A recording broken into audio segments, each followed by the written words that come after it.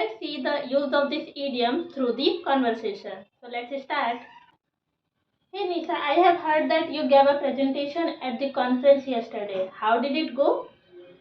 It went really well, Priya. I was well prepared and I felt I hit the nail on the head with my main points. The audience was really engaged and had some great questions. That's fantastic to hear.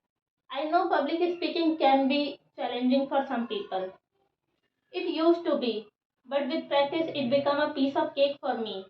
The key is to stay motivated and confident. I'm impressed, Nisa. I have a presentation coming up next month, and I hope I can hit the nail on the head like you did. I have no doubt you will do great, Priya. Just remember one thing, it's all about preparation, and soon enough it will be a piece of cake for you too. The meaning of idioms hit the nail on the head means to be exactly right about something. A piece of cake means something is very easy to do. Hope you enjoyed this video. Thank you guys.